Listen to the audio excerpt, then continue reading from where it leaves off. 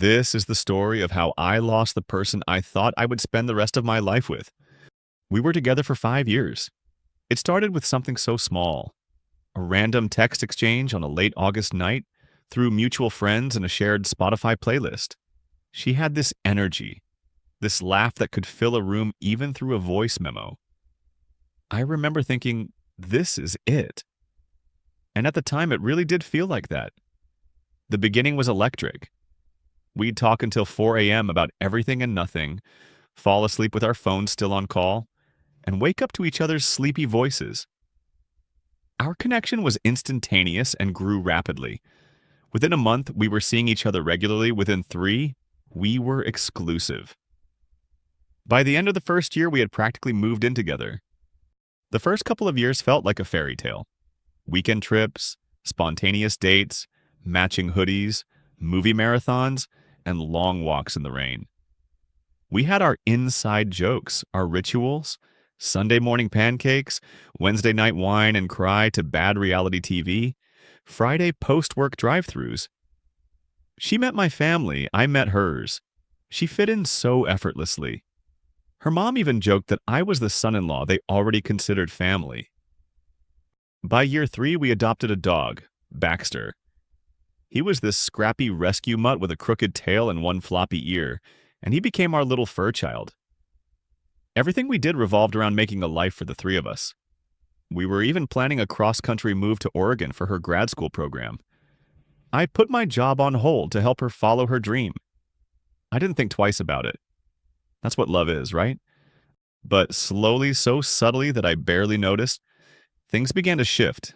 It started with the silences, not the comfortable kind we used to share, but awkward ones. Dinners where we both stared at our plates. Fewer text updates during the day. The laughter dwindled. Our once playful banter became flat. I tried to rationalize it. We were just busy, I told myself. Stress, the dog, the move, her thesis. But deep down, a cold feeling began to pool in my stomach. One night we had a fight. Nothing explosive, but emotionally heavy. It was about me not doing the dishes, but it wasn't really about dishes. She said she felt like I wasn't present anymore, that I was there in body but not in spirit. I was blindsided. Me? Not present? I had given up my job, my city, my social life for this. For her, for us.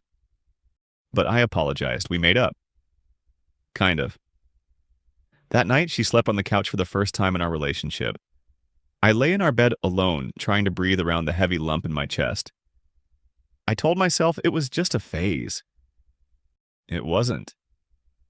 In Oregon, we tried to settle in. I looked for jobs, took freelance gigs, tried to be cheerful and supportive.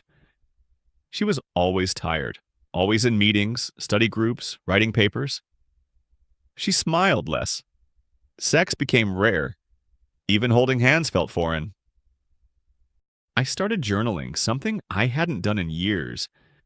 I didn't want to vent to friends. I was too embarrassed. We were the golden couple. Everyone envied what we had. What were they going to say if I told them it was falling apart? Then came the emotional distance. The canceled plans. The I have to stay late at the lab texts. Once I made a surprise dinner. Her favorite. Candles, wine, soft music. She walked in, said she was too tired, and went straight to bed. I sat at the table alone, a fork in my hand and tears in my eyes. One Saturday in February, I found her crying in the bathroom. I panicked. I asked what was wrong, if she was hurt, if someone had said something. She just looked up at me and whispered, "I don't know who I am anymore." It broke me. I told her we could work through it. Therapy, space, a weekend getaway, whatever she needed. I was all in. I would do anything. She nodded, but her eyes told a different story. The final straw came on a Tuesday night in April. I had just landed a full-time job, something stable finally. I came home brimming with hope. I wanted to celebrate. I opened the door and saw her sitting on the couch, suitcase at her feet. "I'm going to stay at Clara's for a while," she said. Why? I managed to say, even though my throat had gone dry. I need time.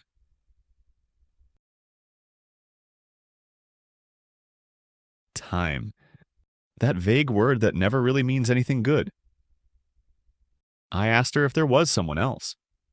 She said no. I asked if she didn't love me anymore. She said she didn't know. I begged her to tell me what I did wrong. She said it wasn't about me. She left. I didn't eat for 3 days. I walked Baxter until he didn't want to walk anymore. I called my mom, cried like a child. My dad came out to visit. I pretended I was fine. I wasn't. 2 weeks later, I got a text. Can we talk? I felt every cell in my body light up. We met at our favorite cafe. She looked beautiful, different, lighter. I sat across from her, trying not to reach out and hold her hand.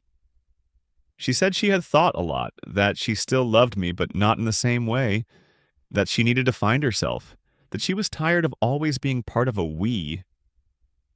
She said she didn't want to come back. I nodded. I didn't cry until she walked away. Then I sat there for an hour holding a cold coffee, unable to move. The next few months were a haze. I tried dating, but it felt like betrayal. Baxter became my emotional anchor. I moved apartments, tried new hobbies, read books I couldn't focus on. Therapy helped a little, but every night I still slept on the left side of the bed. She sent me a card on my birthday. It said, "You were everything." I'm sorry. No return address. A few months after that, I ran into one of her classmates. He mentioned she was doing well, glowing actually. He said she talked about me once, called me her greatest heartbreak. I didn't know how to feel. Was it closure? A knife to the heart? Both? I picked up painting. Nothing fancy, just acrylics and paper. I painted our old apartment once from memory. I framed it and hung it in the hallway. People ask about it. I tell them it's a place I used to love. I kept Baxter, of course. He's older now. Sleeps more. But he still gets excited when I walk in the door.